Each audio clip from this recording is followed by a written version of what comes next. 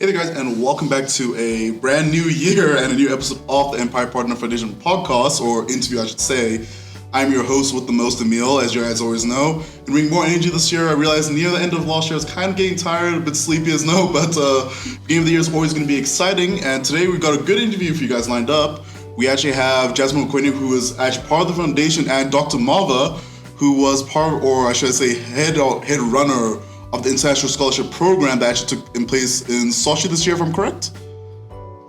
Actually, it was the Olympiad that took place in Sochi. Oh, the Olympiad, sorry for that. The scholarship encompasses the whole Russian Federation. So the thing I want to mainly understand is when I first heard this thing, being an EPF employee, was, I guess, trying to understand where the whole idea came from for this International Scholarship Project. You guys want to put a bit of light on that situation there? Yes. Thank you very much, Emile, and compliments of 2023. Compliments to you too. Thank you. The program started pretty gradually, generally speaking, but on the other hand, it started very suddenly for EPF as the foundation. Several years, 2.5, 3 years ago, the embassy of the Russian Federation invited the Students' Union, the alumni of the Soviet Union of Russia, to ask them if they could, as a Students' Union, facilitate the awareness of South African youth to the scholarships available offered by the Russian Federation. There wasn't much really that was able to be done at that time. And then... was that due to the COVID constraints? Yes, there was the COVID, everybody got busy, it just became impossible. And then in 2021, this request came again, and we thought this time, okay, we should help. Now, I have assisted throughout as a facilitator of the program, because my relationship to the program came through the embassy when, as a Students' Union of South Africans who studied in Russia and graduated in Russia, attempting to assist and bring the program of scholarships to our needing youth. And I then joined up with the EPF as a facilitator for this, helping the embassy on the one side, and with the Department of Higher Education and Training on the third side. So it was a trilateral kind of arrangement where EPF would be facilitating, with my assistance, the recruitment, application processes for students, and so on. So I just wanted to say once more that this began quite some time ago when the program seemed to be failing. To the extent that in 2019 the program was actually stopped and terminated, or let me say suspended, maybe, by the Department of Higher Education and Training, because the students was a high failure rate. Just as seemingly not working well. When you look at the amount of money that was paid for the students to go and study, and the failure rate of almost 50% just didn't make sense. But however, one of the tasks then for EPF was to try and convince the department that this program, or the scholarship program, was really, really essential. It was an important program for our youth. Any opportunity of education, it's not something you can, walk past. I think every opportunity for education is one of the best things which you can go into. Maybe difficult when you're working with government with all the hassle and all the pushback and stuff, but I think it is good that you guys focus mainly just basically on education only. And I think that improves Africa as well, because that's what South Africa mainly needs now, just a lot of people in education and helping the youth. Yes, especially those youth from disadvantaged communities and backgrounds, because some of them might just never get an opportunity for such studies, And I must say that we had a very good working relationship through this process of actually reviving the scholarship, and it got back on track. So we now have the scholarship reopened after discussions with the Department of Higher Education and Training, and it's this year has been realized. Jasmine will go through how the scholarship process went this year in terms of applications and getting the students on track for their schools and stuff. So I think I will probably pause there and say that is how the structural approach. We will be looking mostly at Russia as the recipient, the host country for the scholarship this year. But there are other opportunities, like we're working with Hungary, working with even South African institutions for that matter. There's nothing to stop us from. I mean, there is nothing to stop us now. Yeah, absolutely. I mean, South Africa is slowly becoming a powerhouse in the education department and manufacturing once again, and exporting. We used to export a lot of raw materials, grains, minerals, but now we're getting back into that slowly. So I think slowly we are slowly fixing ourselves as South Africa. Yes. Now, Dr. Mava did bring up an interesting point about the whole registration thing. Now, as you know, for the hackathons, it's a bit, people sign up and stuff. So for the Russian one, how was that? Would they have to sign with the passports or the ID, or was it a completely complicated system? Yes, so, firstly, I just want to thank you for having me No problem. on your podcast, Emile. And I think very highly of how you run the podcast. So it's really a pleasure for me to be here. No, thank you. And so, obviously at the request of the Russian embassy, EPF undertook the application and selection process for this Russian scholarship. And, applicants signed contracts where EPF would support and render the support to the youth with this application process. And yes, we kept the application process consistent with the scholarship requirements as well. And, a lot of youth from underprivileged backgrounds are not very aware of how the processes work when it comes majority compared to privileged youth. So the support that we had to offer them also had to be a unique kind of support and give them a step-to-step process. Like a one of a kind. Yes, of course. We had to be sympathetic to the challenges that they experience as well. And I really love also that having in the scholarship someone who actually comes from a background that is not so privileged. I myself grew up in a township. So it becomes easy for the youth, although they may not think at first based on how I, present myself at EPF, but they can identify and trust someone who is young, who is a female, who's a person of color, who comes from an underprivileged background, township.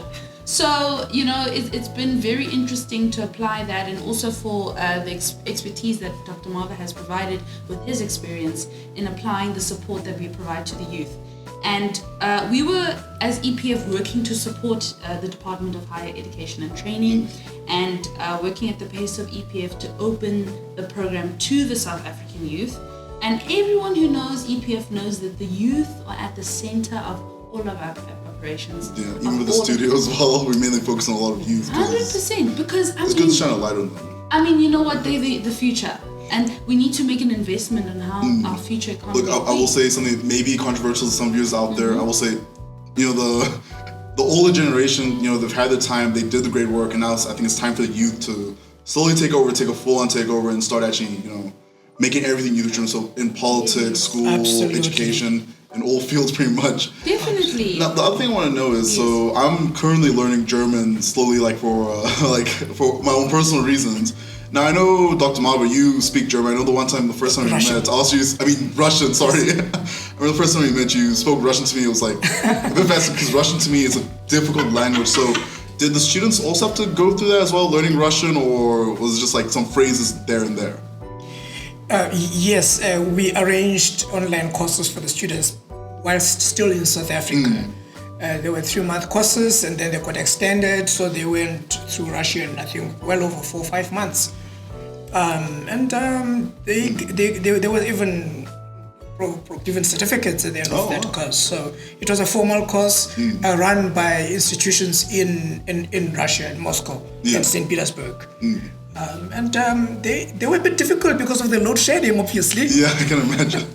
I bet you guys didn't experience any load shedding there, so it must have been something completely different and nice for once. But they did well, and many of them were able to, one student has now arrived at his school, and he already speaks the Russian. Oh, wow. So that is something that helps with the adaptation process, obviously. So Jasmine, and for you, do you know how to speak Russian now, or is it just like... Couple phrases. Yeah, I would say maybe 30%. I mean, that's still most of a lot of people. Do the basic greetings, but I definitely have to get there. So, yes. Do you mind saying something in Russian or like? Yes. Oh wow! Now I'm really being put on the hot seat. Yes. I can say hello. Здравствуйте. I could say Меня зовут Jasmine, which is my name is Jasmine. And I could say "До свидания," which is goodbye. Yeah. Just that's way more than me in Russia. I don't know how to. I think the only thing I know how to say in Russia is from YouTube. What was it? It's like "Привет" or something. Oh, да, привет, hi. Yeah, that's the only one I learned from YouTube, but that was from a guy giving videos. That's a good start. It's a good start, something. Now, the other thing that was actually on my mind for this, I mean, the entire time of the Russian project was where you guys went. So I know Sochi was the main place, and the only thing I know about Sochi is Formula One. They had the F1 track there.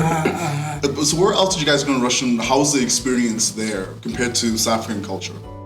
I think I'd ask Jasmine to talk to that as the first. You know, it really was an interesting experience. You know, okay, firstly, just to give background to how we ended up going to Sochi, is the Russian Federation and Rosfin Monitoring. It's the Financial Monitoring Institute. Finance Monitoring Unit in Russia had approached South Africa and EPF to take part in an international Olympiad for BRICS countries, and South Africa is part of the BRICS countries. So Russia had invited the BRICS countries to take part, and how it started is we actually opened the applications to our youth, and you know, EPF has a large database of youth. So we started there, and you know the youth were eager already. You know, they were really. It was really a short process. It was a fast process, and because we were under pressure, they had pressured us a bit late, but we managed to pull it off. And we had over 700, participants participating, and we had top 10 from South Africa that were selected to go to the final rounds. And that is when we all went, under EPF to Sochi in Russia. And a lot of the students, obviously, they had taken their first international trip. And once we got there, it was an experience for them, and it was very welcoming. When we got to Russia, the first thing you see is just a welcoming, atmosphere, and it's safe. And it's clean, so despite the conflict that's taken place, which Dr. Mava can touch on and how it may have affected or didn't affect us. That's actually going to be my next question. Yes. The thing I wanted to find out, so due to the whole war and stuff in Ukraine, it's a bit of a dating side on both parts, I would say. But how did it affect you guys mainly? The youth, the process of getting everything? Because I can imagine it was probably a bit tricky and everything with the whole, conflict and politics going on over there. Yes, this did have some effect. But before I go on to that, I'd just like to mention the impact or the impressions that the students got when we literally stepped out of the airport in Sochi. Right there across the road, as we step out of the airport, there across the road, there is a portrait of Mother Mary, Jesus. Oh yeah, I know they're very having the Catholic religion of Orthodox. The Orthodox, yes, that's the one, yeah. But Jesus Christ was black. Oh yeah. So there's like, okay, wow. One friend, he told me when he went to Russia, he's like, at the airport, it was, funny thing, he told me when he went to the airport, it was so weird because he was all happy and stuff. He's like, I'm in Russia now. He went to the lady at the front desk. She was just dead faced, no emotion whatsoever. But as soon as he got out, it was just friendly and everything. And the culture he said it was a big culture shock for him. He thought it was going to be like every communist or pre-communist country where it's just, gray, everyone's sad, there's not that much color. But I mean... Yes, I would say, in fact, I must say that I've lived for more than 20 years in Russia, continuously. Through all the periods that they have experienced socioeconomically. Oh, okay. And there are certain misunderstandings about how Russia is and how Russian people are, their culture and all that. That's a discussion for another day. That is definitely. Jasmine has been there now, she's seen, and with the students that went with us, what kind of country it actually is. Now, with the war going on, the Russian internal situation in the country is absolutely stable. You'd hardly know that there's any war going on. People are going about their business. There is no tensions. There are no tensions you feel. People don't even, like you maybe see spots of people, groups of people talking about the war. Yeah. No, that's not happening. I mean, during this time I've been to Moscow, to Sochi, traveled around, and none of that is anything that I've experienced. Yeah. Now, the students themselves, what is very interesting is that they started applying before the outbreak of the war. When the war did, there were hostilities, but when the war did break out, we were expecting them to start pulling out. That's what I was thinking as well, yeah. They didn't. So when I asked them, do you have any problems about it? They said, no, we're going there to study. There's no war in Russia. So it was very encouraging, and that is one of the reasons why we did all to really help them to get where they want to go, because they understood that global politics are very fluid. There's a war here today, it's not there. Tomorrow it's in another place. I think when it comes to education, no matter which country they put, you'll never get anywhere if you look at that only. And you'll end up sitting at home. Yes. And so that was one of the things that I would say that technically there were some issues that arose. Yeah. There was some meddling with the software, the program that we used for application. And a lot of the applications had to be done manually by the Russian side, loading them up and processing them. And this led to some delays in the students getting placed and ultimately departing. So that would have been, I think, the only glitch that we could say. It was a hacking issue, I believe. I wouldn't be sure, but something of that nature. Otherwise, everything else is on track. And okay.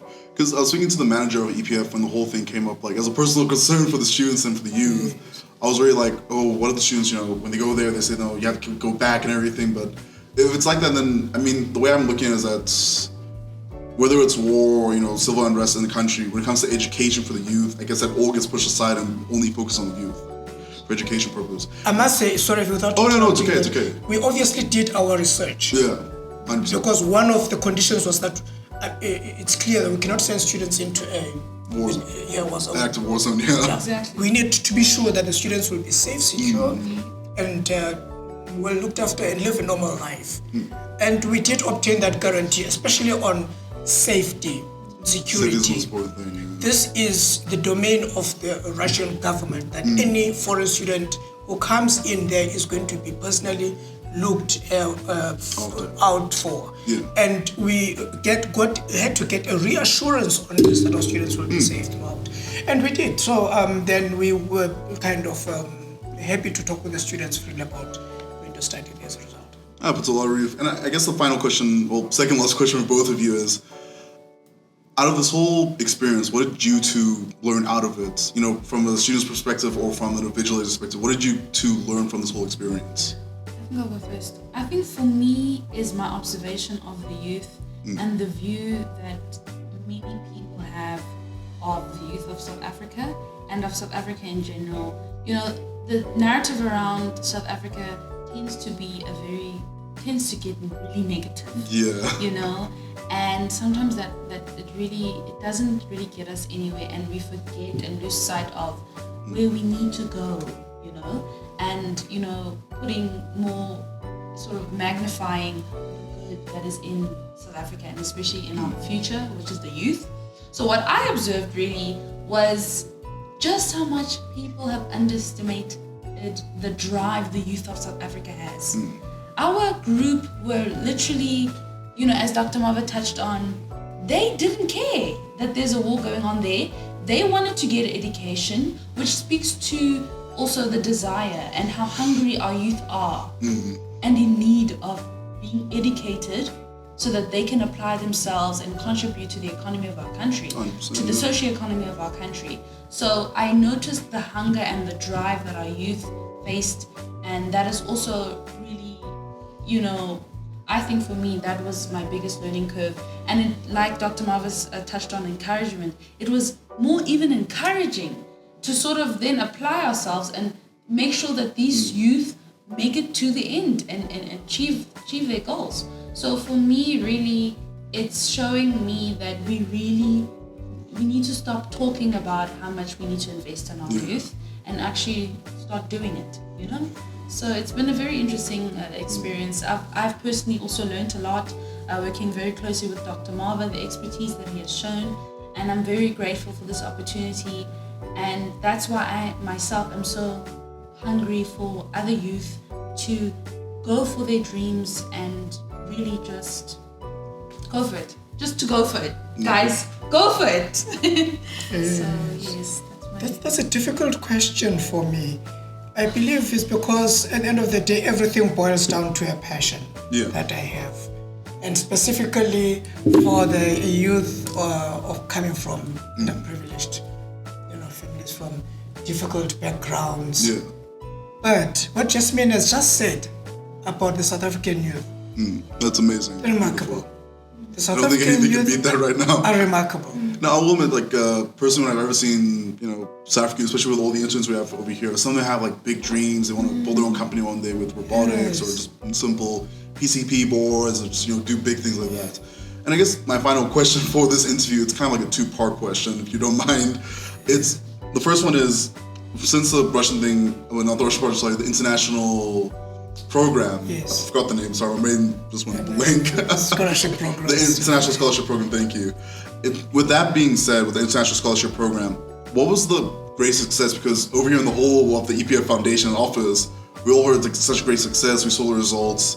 What was the great success of the outcome of the students taking part in it and the outcome of that? And then the final question I guess to that would be, where are you guys going next? Which country would you guys be going to next for this whole event or scholarship program?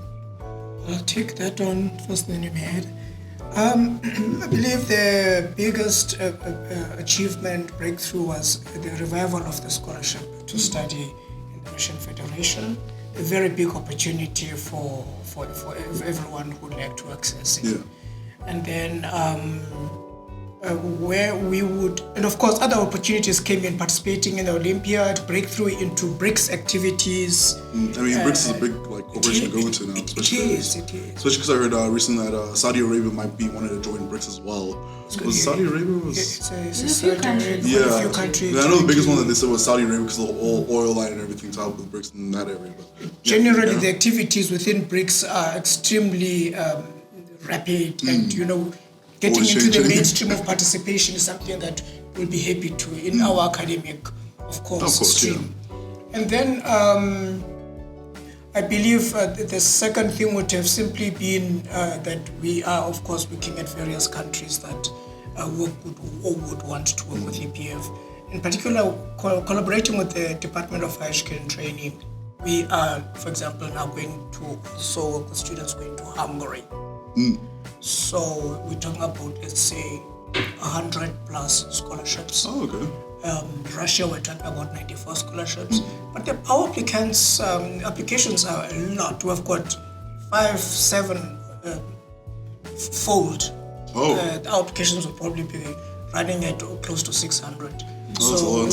There are a lot of willing students, and we have to be able to accommodate as many as those who qualify as possible.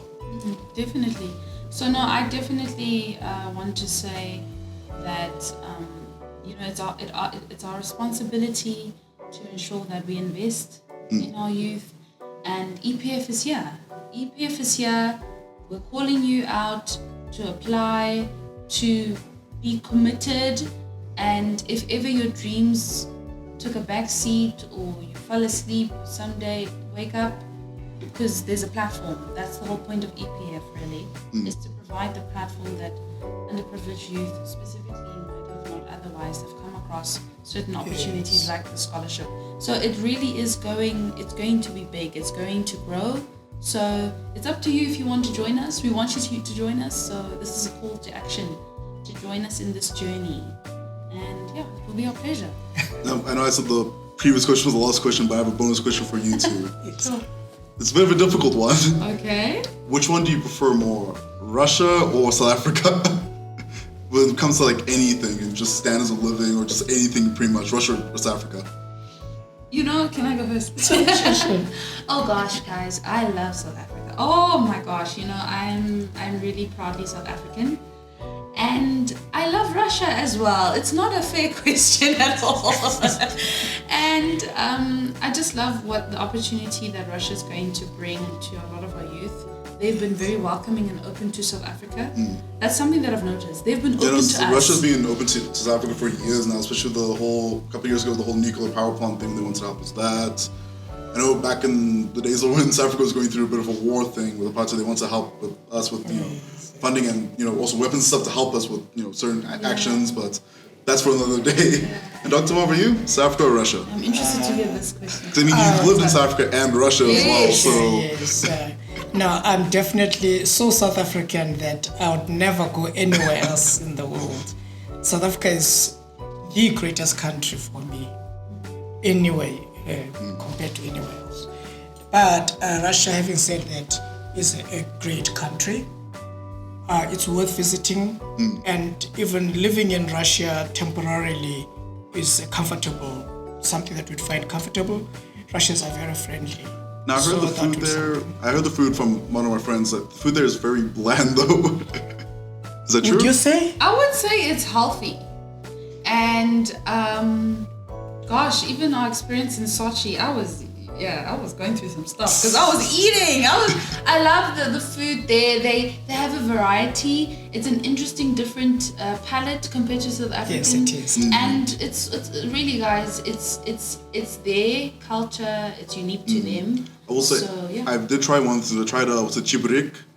That one I've had. It's nice. It reminds me of like a samosa, but very Russian as well. Yeah. And then what else? And then like type of like a little dumpling thing. But I mean, Yes, every country has their own. dumplings. Yeah, I forgot what it's called. Anyways, but guys, thank you so much for coming on. I'm glad, you know, I've learned more about the whole Russia's, you know, the lead international scholarship program and everything about it. I can't wait to see what you guys do next with this whole thing. And yeah.